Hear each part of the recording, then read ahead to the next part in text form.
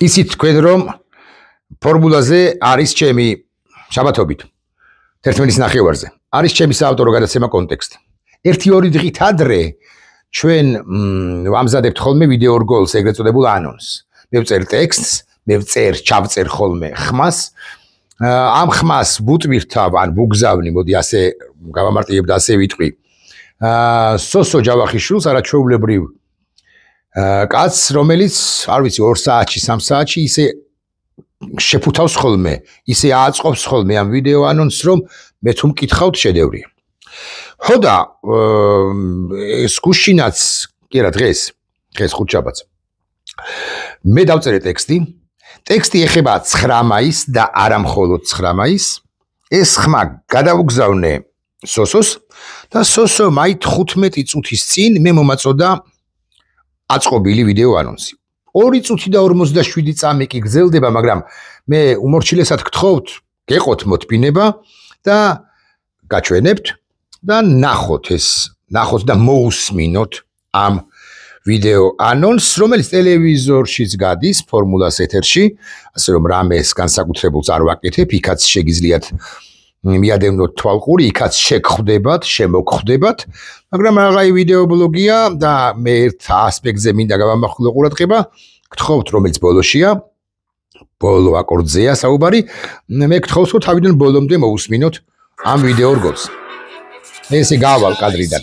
80 წელი მოკავშირეთა დამარჯვებიდან 9 მაისი საბჭოეთის მიერ სახელდებული, როგორც ეგრეთ წოდებული დიდი სამამულო ომის ბოლო დღე. როგორც ჩაივლის ლევანდელი 9 მაისი მოსკოვში, იქნება თუ არა აღლუმი, ან იქნებ კრემლში შენობაში შეიპატიჟებენ მიწვეულ სტუმრებს, ანუ გარეთ არ გავლენ წითელ მოედანზე, სულაც არ მივლენ ლენინის ლეშის მავზოლეუმის წინ. არ დადგებიან იმიტომ რომ უკრაინის საჰაერო იერიშებისა ეშინიათ არა. კრემლს და წითელ მოედანს დრონები ალბათ არ მოხდება, მაგრამ განაადეკვატურად დაცულია კი მთელი მოსკოვი 9 მაისი. სწორედ ეს ვითარება ახლა მოსკოვში, არა იმდენად ფრონტის უშუალო ხაზზე, რამდენადაც სიკვდილის იმპერიის დედაქალაქში დიახ. უდინისათვის უკიდურესად მნიშვნელოვანია, რომ პომპეზურად ჩაატაროს ომში გამარჯვების მე-80 წლისთავი და რეალურად კი მან შეიძლება ცხვირიც კი ვერ გამოხოს დახურული შენობიდან ეგრეთ წოდებული SVO-ს მე-4 წლისთავის დასაწყისში დიახ 9 მაისი და კიდევ საქართველოს ცხადია ყაველაშვილმა და კობახიძემ დახურული ხაზებით და ირიბად ნამდვილად მიიღეს მიპატიჟება მოსკოვში, ოღონდ მათ ეს მაინც ვერ გარისკეს გამარჯვებული ხალხის რისხმისა შეეშინდათ და იმიტომ თუმცა თუ დარჩნენ, თუ ეს კრიზისიც გადააგორეს, გაისად 91 წლისთავზე მოსკოვში უთუოდ ჩავნენ და პუტინს იმასაც წარმოადგენებინებენ, რომ გრუზია რუსეთის მშობლიურ ძიახში დაბრუნდა მოსკოვი კრემლი. თბილისის თავზე რუსეთის დროშა პრიალებს. აი გამზადებული ტელეგრამა, რომელსაც ხელს ივანიშვილი აწევს და რომელსაც მოსკოვში სიამოვნებით წაიკითხავენ თუ საქართველო დამარცხდება და ბოლოს 9 მაისი კი არა. უფრო მნიშვნელოვანი ამბავი ამერიკას და უკრაინას შორის მნიშვნელოვანი შეთანხმება დაფორმდა გეშინოდეთ არა მხოლოდ იმ მდინარის, რომელიც არ ხმაურობს, არამედ ბედის წერისაც, რომელიც ასე აკაკუნებს გარზე. ცოტა დასრული ეკრანია, მე გიბოდიშებთ. ცხადია, დასრული იყო ეკრანი, ამის გამო გიბოდიშებთ. ნახეთ ალბათ, მიაქციეთ ყურადღება, რომ ამ ვიდეო ანონსს ჩვენ ვასრულებთ ბეთჰოვენის მე-5 სიმფონიის დასაწყისით. მე არ მაქვს რა ნიჭი ეს შესაბამისად ბევრს ვერაფერს ვიტყვი, თუმცა ანუ ვერ წარმოვთქვამ. სულად გავონდის. მოკლედ, გავრცელებული აზრია იმის თაობაზე, რომ ბევრი სხვა გამონათქვამის ბეთჰოვენს რომ მიაწერენ, ბევრი სხვა გამონათქვამის არ იყოს ამ მე-5 სიმფონიასთან დაკავშირებით, ბეთჰოვენს არც არაფერი არ უთქვამს. და მე-5 სიმფონიის შესახებ კომპოზიტორის მდიუნის ანტონ შინდლერის გამონათქვამებია, რაც კი არსებობს მეხუთე სიმფონიასთან დაკავშირებით, ამიტომ ეხლა პრინციპში შინდლერს დავესესხებით და არა იმდენად ბეთჰოვენს. ხო და ეს შინდლერი ამბობს, ამ სიღრმეთა შინდლერი ამბობს, რომ ბეთჰოვენმა ასე თქვაო. ამ სიღრმეთა გასაღები თავად მათმა შემოქმედმა მოგცა, როდესაც ავტორს, ანუ მეო, მათ განსაზღვრელ იდეაზე ესაუბრა შემდეგი სიტყვებით, ასე აკაკუნებს კარზე ბედისწერა. ეხლა მე შემიძლია უკვე გავაგრძელო კანტზე და ბეთჰოვენზე, შემიძლია ვისაუბრო ბევრი ამ უშუალოდ ამ მეხუთე სიმფონიაზე, ეს გადავიდეთ თუ გდებათ მეოთხეს და გადავიდეთ თუ გდებათ მეცხრე. არა. აკაკუნებს ბედისწერა. ხო. კარზე და ვის კარზე აკაკუნებს, მეთქი ახლა რო ვიკითხო, ალბათ ბევრი თქვენგანი მიხვდება, ვისაც გულისხმობს. ხადია.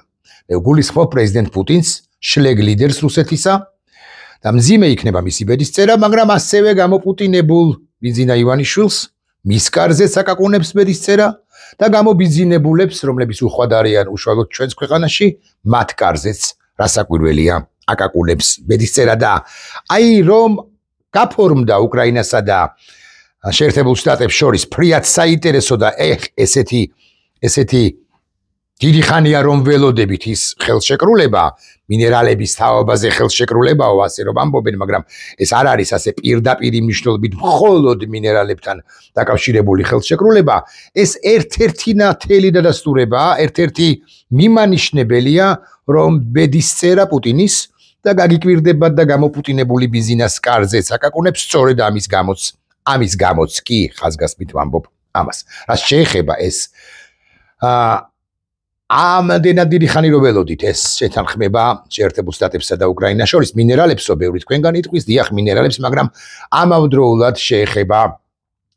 შეეხება უკრაინის უსაფრთხოებასაც და იქ შეიქმნა უსაფრთხოებას და განვითარებას, შეიქმნება ფონდი, ამ ფონდში აკუმულირებული იქნება თანხები, აკუმულირებული თანხები კი მოხმარდება უკრაინის აღდგენა რეკონსტრუქციის პროექტს, აღდგენა რეკონსტრუქციის ამბავს უფრო ზუსტი რომ ვიყო. ეს მოკლედ ფინანსთა მინისტრი, ფინანსთა მდივანი ბესეტი ამბობს, რომ ვერავინ, ვინც ნავთობით, გაზით და ურანით ვაჭრობდა და ხელს უწყობდა რუსეთის სამხედრო ინდუსტრიული მანქანის განვითარებას, ვერავინ ვერ ისარგებლებს იმ ბენეფიტებით, რომლებიც მიემართება უკრაინისაკენ შეერთებული შტატების მხრიდან თუ შეერთებული შტატების მიერ, ხომ მხრიდან ალბათ უფრო ზუსტი სიტყვა. ამ ყველაფერს ემატება ერთი უცნაური კაცის, რომელიც სხვა ამბავია, მაგრამ პარალელური ამბავია, ერთი უცნაური კაცის, ლინცი გრემი ამგვარი სენატორი. ტრამპის გოლფ მოედანზე არც თუ იშვიათი სტუმარი როა, ის ლინცი გრემი, აი ფინეთის პრეზიდენტ სტუფთან ერთად იყო რამდენიმე ხნის წინამდეაც მახსოვს და გოლფის ითამაშეს პოლიტიკოსებმა. ამ ლინცი გრემმა ეხა რომ არ შემეშალოს და აინიცირა, ან ცუდი სიტყვა, საშინელი სიტყვა, კანონი, რომელიც ითვალისწინებს შემდეგ, აი ხა ბიზნეს ესეც ეხება, მეთქი ახლა გეტყვით და რას გულისხმობ, ითვალისწინებს შემდეგს, აი თუ ჩავედი ამ ნიუსამდე, ითვალისწინებს შემდეგს, რომ არ ჩასკროლა და სუსტი ციტატა მინდოდა, მაგრამ არა უგშავს. გოდიში, გამელოდით რამდენიმე წუთი, მივაგენი 500%-იანი ტარიფი ნებისმიერი ქვეყნისათვის, რომელიც რუსეთს ნავთობს, გაზსა და ურანს რუსეთისაგან შეიზღიდის. ეს ლინცი გრემი უბრალო კაცი არ არის, უცნაური კაცია, მეთქი აქ იგითხარით, მაგრამ მეტად ნდობით აღჭურვილი პირია, გაცილებით მეტად ენდობა სენატში ლინცი გრემს პრეზიდენტი ტრამპი, ვიდრე ასე მაგალითად კონგრესში, არა, ისიც ტრამპის გუნდის წევრია, სპიკერ ჯონსონს. როგორც ჩანს, განსაკუთრებით რომში, ვატიკანში შემდგარი შეხვედრის შემდეგ ტრამპი არსებითად ან მნიშვნელოვანწილად შეიცვალა. ეს ტრამპი და მისი წარმომადგენლები ამბობენ, რომ ამ ხელშეკრულებაშია 57 სახეობის მინერალს მოიცავს ეს ხელშეკრულება და ეხება მხოლოდ ახალ საბადოებს, რომლებზეც უკრაინა ლიცენზიას გასცემს მას შემდეგ, რაც შეთანხმება ძალაში შევა. ეხლა გადავიდეთ ბიზნესზე. საქართველო რუსეთისაგან ყიდულობს ნავთობს და ყიდულობს ბუნებრივ აირს, ანუ გაზს.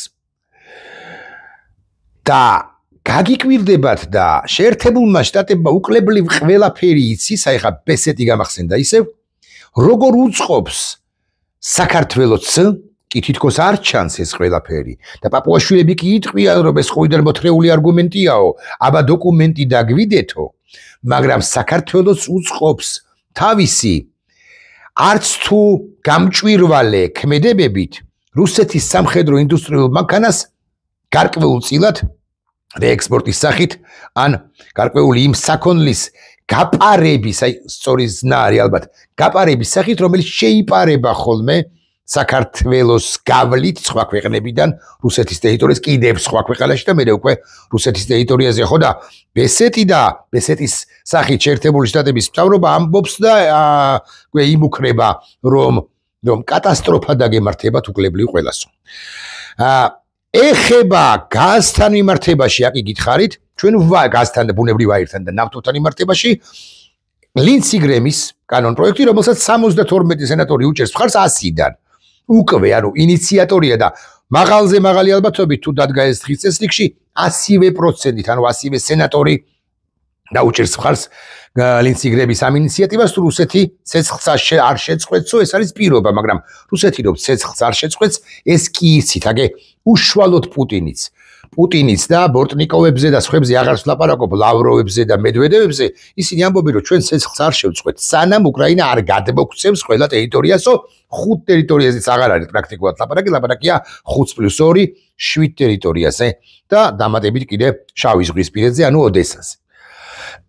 ამიტომ ყველა შესანიშნავად ხდება, რომ რუსეთი ცეცხლს არ შეწყვეტს და ტრამპი ვალდებული არასწორი სიტყვა, იძულებულია კი არ გავიდეს მოლაპარაკებებიდან, არამედ დაეხმაროს უკრაინას და აქ ისევ გამახსენდა ეს გენერალი კელოგი, რომელმაც წინა ბლოგში თქვი, რომელმაც თქვა, რომ უკრაინას სულაც არ უჭირს, პირიქით უკრაინა წინ მიიწევს, არა რუსეთი მიიწევს გარკვეული მეტრობით წინ, მაგრამ უკრაინა არ მარცხდებაო, ეს გენერალი კელოგის სიტყვები. ახლა ყველა ელის რა მოხდება 9 მაისს. არა, მე არ მიმყავს იმისკენ საუბარი, რომ მაინც და მაინც წითელ მოედანს დაარტყავს უკრაინა, ან საერთოდ დაარტყავს მოსკოვს. არ გეგონოთ. გაუთიშავ ამ პატივცემულ კაცს, მე არ ვიცი ვინ არის. ვინც მირეკავდა. არ გეგონოთ, რომ იქითკენ მიმყავს, რომ მაინც და მაინც დაარტყავს წითელ მოედანს. არა, რას ბრძანებთ? არ მიმყავს, მაგრამ პუტინი და უშუალოდ კრემლში რო გარკვეული პანიკაა, ეს კი ფაქტია. და იმდენად სერიოზული პანიკაა, რომ რუსები გაგიკვირდებათ და განიხილავენ არა გარე სივრცეში, არამედ შიდა სივრცეში, ანუ კრემლში, ამ ღონისძიების ჩატარებას. ანუ ეს 20 სტუმარი რო ყავთ, მათ შორის ევროპელებიც, აღიაროთ სერბეთის ლიდერი და სლოვაკეთის ლიდერი, ისინი უნდა შეიყვანონ კრემლში ეს განიხილება. პუტინს ძალიან უნდა პომპეზურად ჩატარება, მაგრამ თუ უსაფრთხოება არ იქნება უზრუნველყოფილი, არ გამოვა პომპეზურობა, ბარემ რო ვთქვათ. ეხლა საქართველოსთან კონტექსტში რატოა ეს მინერალების ხელშეკრულება დაწოდებული დიდი ხელშეკრულება მნიშვნელოვანი. უკრაინაში არის მნიშვნელოვანი ან გარკვეული რაოდენობა ამ სასარგებლო წიაღისეულისა, მაგრამ გაცილებით მეტია ჯერ ერთი ოკუპირებულ ტერიტორიებზე, რუსეთში და ასევე ცენტრალური აზიის სახელმწიფოებში. 1000 ჯერ მithქვამს. 1000 მე ერთად ვამბობ და კიდე 5500 ჯერ ვიტყვი. ეს ისე უტრირებულად ვასახელებ, ცხადია ხო, რიცხვებს. საქართველოს უმნიშვნელოვანესი ქვეყანაა როგორც შუადერეფანი. შუადერეფანზე უნდა გამოიაროს ყველაფერმა იმან, რაც მოპოვებული იქნება და რასაც ამერიკის შეერთებული შტატების ინტერესშია ცენტრალურ აზიაში და არა მხოლოდ, მაგრამ ცენტრალურ აზიას ვახსენებ ახლა. ჩრდილოდერეფანი ამ ვითარების გათვალისწინებით ვერ მუშაობს ნოვოროსიისკის პორტი, ტამანის პორტი. ვერ მუშაობს არათუ სათანადოდ, არამედ პრაქტიკულად არ მუშაობს. სამხრეთის დერეფანი არის ირანზე გამავალი. ირანზე გამავალი სამხრეთის დერეფანი ვერ მუშაობს და იმახსოვრეთ. არსებობს ადეკვატური შუა დერეფანი, რომლის განუყოფელი ნაწილია რკინიგზა, განუყოფელი ნაწილია ავტომაგისტრალი, განუყოფელი ნაწილია პორტი ან პორტები და რასაკვირველია ფოთის სპორტის ამარა ამას არავინ არ დატოვებს. ბათუმის სპორტის ამარა ამას არავინ არ დატოვებს, იმიტომ რომ ისედაც არასრული დატვირთვით, მაგრამ ისედაც სუსტი პორტებია, ვაღიაოთ ეს როცა ფოთი შენდებოდა, მაშინ იყო ძლიერი პორტი. მაგრამ ახლა მე 20 საუკუნის დასაწყისში ხო, მაგრამ ახლა სუსტია ეს პორტი. ხო და რაღაცა სუსტი ახალი პორტი სჭირდება და ბიზნესმა მაიღო და ეს პორტი პრაქტიკულად გადაულოცა ჩინელებს. რა ქნან ახლა ამერიკელებმა? აი ჩინელებს რო უწესებენ ამ 245%-იან ტარიფს და მე ამ სუბუქებენ და გარკვეულ შეპირისპირებაში რო არიან. ამერიკელები ჩინელებთან რა ქნან ახლა ჩინელებს და უტოვონ პორტი? არა, ბოლომდე ოცნებას არც გაუფორმებია სუსტად იმ დროს იგრძნო, უბრალოდ დაგვიანებით იგრძნო, რომ ჩინეთთან ხმარავს ჩინელები ხელშეკრულების ხელი არ უნდა მოეწერა საბოლოო. აი ლევან დავითაშვილი იყო ამერიკაში, მათ შორის ამაზეც ელაპარაკდნენ. ლევან, what are you going to do? რას აპირებთ რომ გააკეთოთ? მისტერ დავითაშვილი. დავითაშვილი ისე გადაწყვეტილების მიმღებია, ის უნდა დაეკითხოს ივანიშვილს და ივანიშვილი შესანიშნავად ხდება, რომ ვიწროვდება ყულფი. და ეს გორდიას კვანძები იხსნება ნელ-ნელა, კარგად გიხსნით მე თვითონ. ამიტომ შუა დერეფანი გამოსაყენებელია. შუა დერეფანი არის საქართველოზე გადის და ოღონდ ამ შუა დერეფანს ვერ დაუტოვებენ სამართავად ქვეყანას, კი არა ამ ქვეყნის de facto ხელისუფლებას, რომელიც თავის მხრივ არაადეკვატურია დემოკრატიასთან მიმართებაში, იცნობენ ამ ცოტა შეშლილ ქართულ ხალხს. იცნობენ რომ ისინი ვერას დიდებით ვერ შეეგუებიან აქ დიქტატურას, ავტორიტარიზმს, კობახიზმს, ივანიშვილის და ასე შემდეგ და ასე შემდეგ. ხო? აქედან გამომდინარე გარდაულა დაუცლებელია დასავლეთისთვისაც რომ შუა დერეფანი უზრუნველყოფილი იყოს, ისი უსაფრთხოება აქ ამ ქვეყანაში და დემოკრატიული იყოს, ადეკვატური და დემოკრატიული და დასავლური იყოს ქვეყანა. აი აქედან გამომდინარე უკვე სამი აქტორი ერევა ამ პროცესში, სამი ამბავი ხდება ბიზინა ივანიშვილის თავს, ხდება ბიზინა თავად, რაც ხდება, განა არა.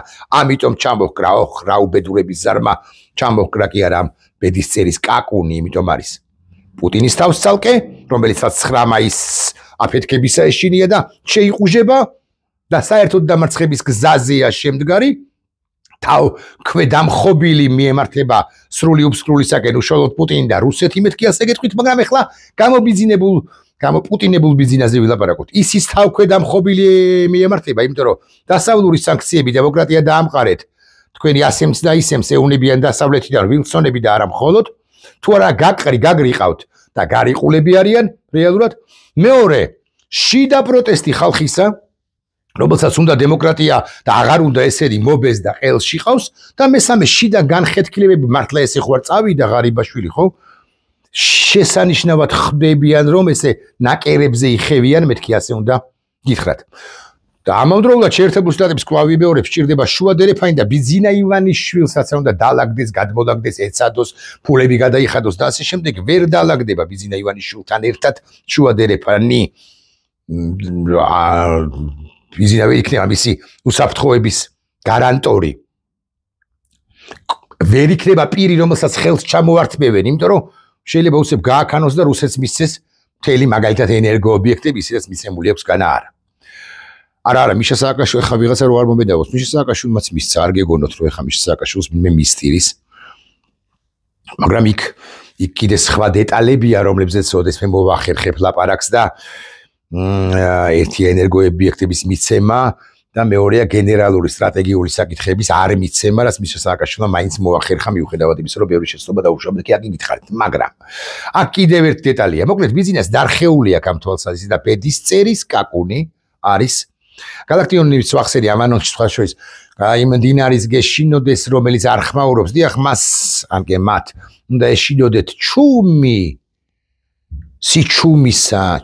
მდინარისა, რომელიც არ ხმაურობს და ამავდროულად უნდა ეშინოდეთ ამ ხმაურისა, კაკუნის ხმაურის. და უკრაინა 2 ან 5 სიტყვა კიდე მასზე. უკრაინა არის გადარჩენილი სახელმწიფო. იმიტომ რომ აი ამდენი მოსახვევის ლაბირინთის და ასე შემდეგ გათვალისწინებით და მიუხედავად და ამ გზაზე იყო შემდგარი, უკრაინამ და შეერთებულმა შტატებმა in general გენერალურ ან მთავარ ღირსეულ საკითხებზე მოილაპარაკეს, და ყველა კი არა, ბევრი რომ ვარაუდობდა რომ ამერიკა მიატოვებს უკრაინას და ამბობდნენ კიდეც ამერიკელები, განა არ ამბობდნენ, განა არ გვაძლებდნენ ამ ვარაუდის გამოთქმის, ამ ვარაუდის საფუძველს. გვაძლებდნენ, განა არა, ტრამპის დონეზეც მეთქი არა თუ ამ რაგვარია ის, ვიტკოფის დონეზე. არა, გვაძლებდნენ, მაგრამ უკრაინას აი უკვე აქტივ სტეიტმა, ესე რომ ებრძვის პაპუაშვილი იმ deep state-მა იმძლავრა. გულახდილად გეტყვით და ტრამპიც გადip state და deep state-ის სულაც არ არის ცუდი იმ კონოტაციით, რა კონოტაციაც არის რეალურად ჩადებული ამ deep state-ი რა არის? მართლობის ინსტიტუციონალიზირებული მართლობა, ხო? და არა ჭრდილოვანი ვიღაცას ომი უნდა პაპუაშვილის იწრო გონებამდე ხო შეზღუდულ გონებამდე ხო ვერ დავალთ ახლა ხო კობახიძეს ხო რა უყვებით და დიმიტრი სამხარაძეს და კიდევ ვინც აყავთ ალბათ უგვანების მეტი რა ხავთ ხო რომლებიც ამბობენ რომ ჩვენ გვებრძვიან რაღაც ისულებს რომ ამბობ ხო და deep state-მა და ტრამპმა ერთად იმძლავრეს შეთანხმდნენ მეთქი არა deep state-მა და ტრამპმა ერთად იმძლავრეს და ისინი ხვდებიან რომ ღირებულებები თავისუფლება დემოკრატია და ასე შემდეგ და ადამიანის უფლებები და ასე შემდეგ ეს არის ძირეული და ამერიკის კონტრიბუციის გარეშე არ გამოვა ამ ღირებულებების იმპორტი და თავსმოხვევა ყველა არადემოკრატ თავსმოხვევა კარგი გაგებით ხო soft power ანუ რბილი ძალი ყველა იმ ქვეყნისათვის საზოგადოებისათვის რომელსაც უნდა ეს თავისუფლება თუ ამერიკა გამოგეცლება გავანებოთ ერთ საქართველოს თავი რომელიმე ცენტრალური აზიის რომელიმე სახელმწიფო საზოგადოებას თუ ამ უკანასკნელს უნდა თავისუფლება ვერ მოახერხებენ ამდენი ხანი ამ ჭაობში ყოფები დემოკრატიის დაფუძნებას და თავისუფლების ღირსეულად მოპოვებას ღირსეული თავისუფლების მოპოვებას ხო და deep state-ი და ტრამპი მძლავრობენ გარდა ამისა უსაფრთხოების უზარმაზარი ინტერესებია ამ ტრამპისათვის შუა დერეფანს უზარმაზარი მნიშვნელობა აქვს და ტიპი რომელიც ვაჭრობდა ბუნებრივი აირით ეხვეწებოდა რუსებს რომ ბუნებრივი აირი მომეცით და ნავთობი მომეცით და ზრდიდა რაც თავარია დინამიკაში ჩვენი ვაჭრობა რუსეთთან ყველა სფეროში და ამ ორ სფეროში სამიდან ანუ ნავთობისა და ბუნებრივი აირის სფეროში გაზრდადია რომ მაღლა მიდის რიცხვი მეტი და მეტია ყოველწლიურად გარდა ამისა რომელიღაც ცენტრალურ აზიაში გაიზარდა რაღაცის საქართველოსთან შესაბამისად ექსპორტი შემოსული რაღაც ქვეყნიდან და ექსპორტი რომელიღაც ქვეყანაში ხო?